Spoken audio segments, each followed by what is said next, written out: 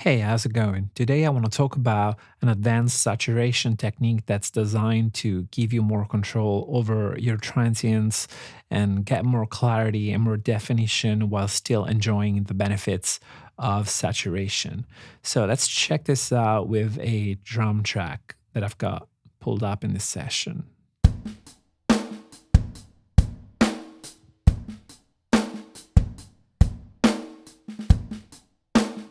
Nice. Now, I want to have some sort of saturation effect, but I'm not looking for something subtle. I'm looking for something kind of stylized and over the top. So I'm going to really blast this overdrive plugin.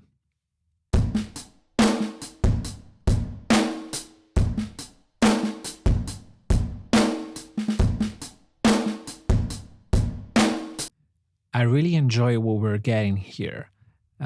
The sound feels very explosive, really, really exciting, especially that crack on the snare drum. It feels kind of like you compressed the sound, even though we didn't use any compression yet, in the more traditional sense. But there are some drawbacks here. First and foremost, the bass drum is really kind of farting out and it's losing a lot of definition and punch. Same for the hi hats. They're way too crunchy, too sizzly, and kind of feels like they're losing a little bit of that clarity. So, what can I do about it? I can always go back to the settings and try to dial it back somehow.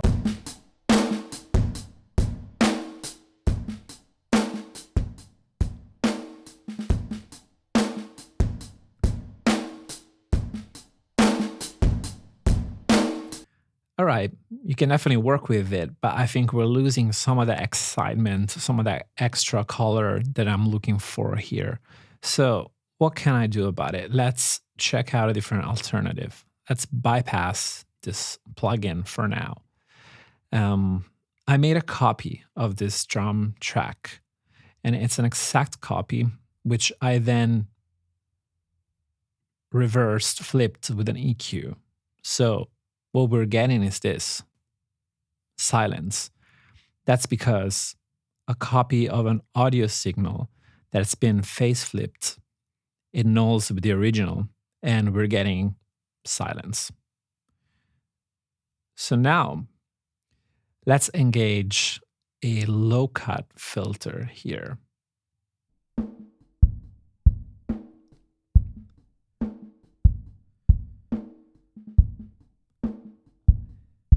So the interesting thing is that you're not actually getting the low cut version of the drums. You're getting this, you're getting all the stuff that we have removed with the EQ. So that's called the delta. It's essentially the processing that you're hearing. It's like the difference between this affected face flip track versus the dry original drums. So this allows us to just hear what we're changing. So now let's shape this further with a hi cat. So instead of, in theory, we should just hear a lot of mid range, but we're just gonna hear kind of a very scooped signal where we're gonna hear this and this.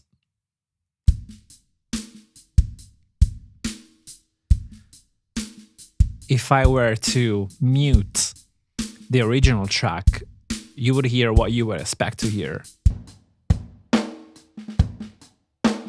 Only that mid-rangey stuff.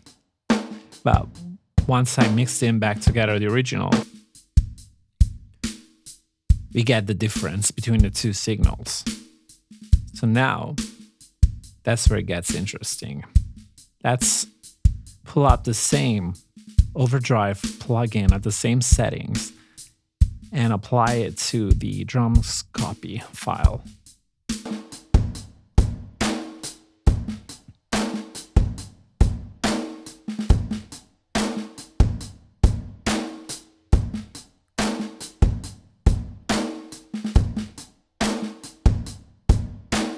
So now we got this saturation that's just as powerful and explosive as what we had before, but there's a lot more definition because the overdrive is only working within this range here that we isolated with an EQ. and it's not really kind of undermining the dynamics and the transients of our bass drum and hi-hats. So if I mute this again and I move back to the original with the overdrive on directly on the original, let's compare.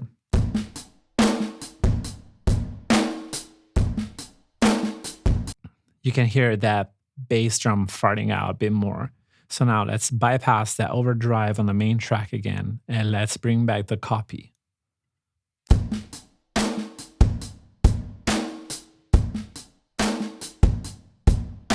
All of a sudden, we still got that transient from our bass drum. It's not really farting out anymore.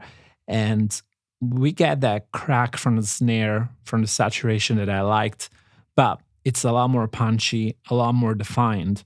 And the cool thing is that we can shape the sound as much as we want. Like if you still think there's too much at the low end getting distorted, you could change the frequency of your low cut and make it more transparent. I did like to hear a bit of distortion on the low end, so I'm gonna put it back the way it was. But you could really explore with different ideas. You could do a band pass, an EQ curve, anything goes. And effectively now this drum copy is a saturation mixing knob, essentially.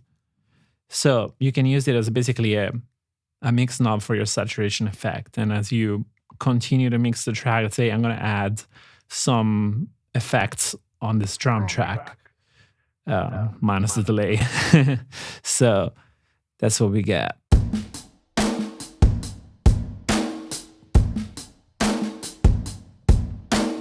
Now, if you want to experiment and change the balance, if you think there's too much saturation, you can simply turn the fader down, or if you want more, pull it up.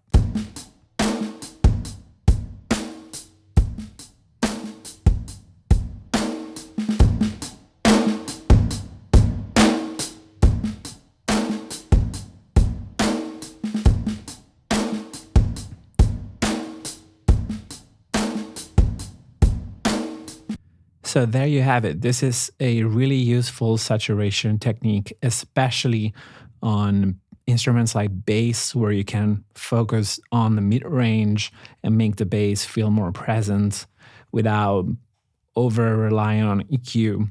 And you can do the same on vocals. You can tame harsh sibilants or make the vocals stand out by honing in on the presence range and saturate that aspect only.